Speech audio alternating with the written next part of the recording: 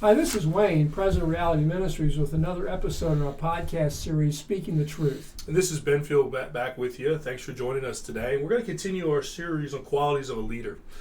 Our first podcast was on a passionate leader. The last two podcasts have been on purposeful leadership, and what we've done is we've obviously given examples of leaders in today's society, and then what we've done is we've connected to biblical leaders. And so today what we're going to be talking about is servanthood leadership, which I think is a really vital thing in leadership and something that gets lost a lot. So Dad, I'm going to start with you, and go ahead and give a good definition of servanthood leadership. How do you view that? It's a leader laying aside his rights for the benefit of those that he's leading, even if or when they do not recognize or appreciate it. Okay. And can you give examples maybe of what that looks like when it comes to servanthood leadership? Well, sometimes servanthood leaders takes the form of soft things, like encouraging people, saying things to them that they really need to hear, that kind of lift them up and help keep them going. But sometimes, Ben, it takes the form of harder things, like challenging them, holding them accountable, calling into question some things that they've done, because that's what will be best for them. Tom Landry, the historic coach of the Dallas Cowboys, wants to find leadership as getting people to do what they do not want to do so they can become and achieve what they do want to achieve and do. And so servant leaders have a long-range perspective in how they operate. Yeah, one of the things, that's such a good thing is sometimes you're serving people with the end result, right? Having that long-term vision, as you just said, and I love that. I'm just going to read that one more time. Getting people to do what they don't want to do, that they might that they might achieve and become what they desire. That's pretty good right there, because a lot of people don't have that. And they don't understand sometimes what it takes, and they don't even understand sometimes their own ability, right? And so the idea of pushing people and things like that. Any other examples of servanthood leadership that you can give, or maybe a personal example of when you led organizations and things like that? Well, one of the things that we put a value on when I led was developing people. In other words, talking about evaluations, we talked about developing, and people would set goals.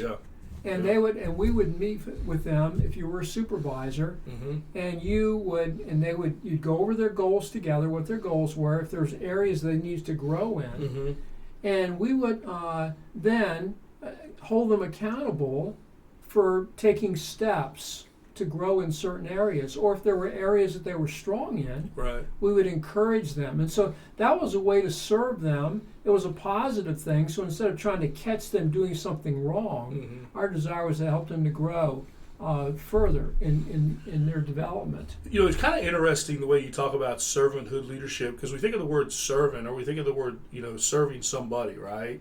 You think in terms of, like, oh, someone's making me more comfortable, someone's bringing me a plate of food maybe, right? Or someone's cooking for me, or basically someone's doing something for me that causes comfort. I mean, that's sometimes what we think, right, as a servant, or what society can think. And what I hear you saying a lot about servanthood leadership is about really helping people grow and reach their potential. Would that be a way to put that, in your opinion?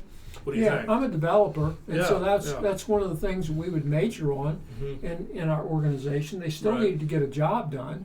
And usually one of those goals, we would talk about the head, heart, and hands. So helping them if there's a knowledge area they need to grow in, an attitude area they need to grow in, or a skill area they need to grow in.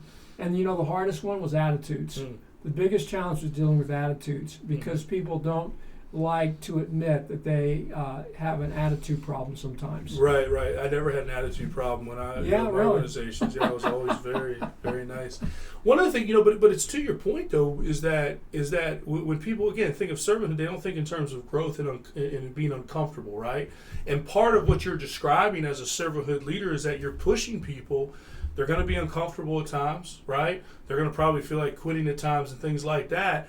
But you're not talking about serving people to make them comfortable. You're talking about serving people to make them uncomfortable so they reach where they need to go. So great examples there. What about other examples? Okay, and we're going to get to the Bible in the next podcast. What about other examples of servant leaders not in the Bible?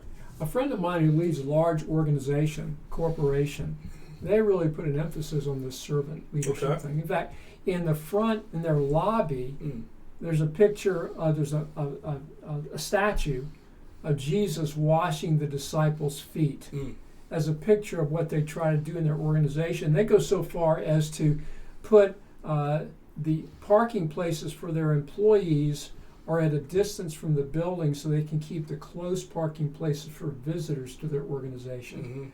And that's kind of a couple ways that they really emphasize servant leadership in their organization. Okay. Any other people come to mind as far as examples of, whether presidents or coaches or anybody? What do you think? Well, I'm reading a book right now called the Band of Brothers. Some have written there. There's a video series on that. Yeah.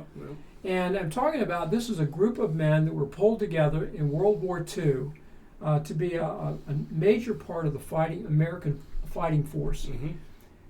Those guys, the leaders of those groups, especially that one leader that didn't like a whole lot, was the one that really whipped them into shape to get them prepared for battle, including Normandy. And because he was willing to do that, even though he wasn't liked, it really helped them to be an effective fighting force. And I think servant leaders, you got to keep this in mind, their goal is not to be popular, Ben.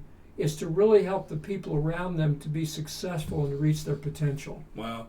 No, I think that's great. And I think we're going to leave it there today. And what we're going to do next time is we're going to pick back up on this servanthood leadership, and we're going to talk about some characters in the Bible who represented servanthood leadership. Great stuff today. And thanks for joining us. You can go to realityministriesllc.org and join us on Facebook and YouTube. Love to hear your feedback. Have a great day.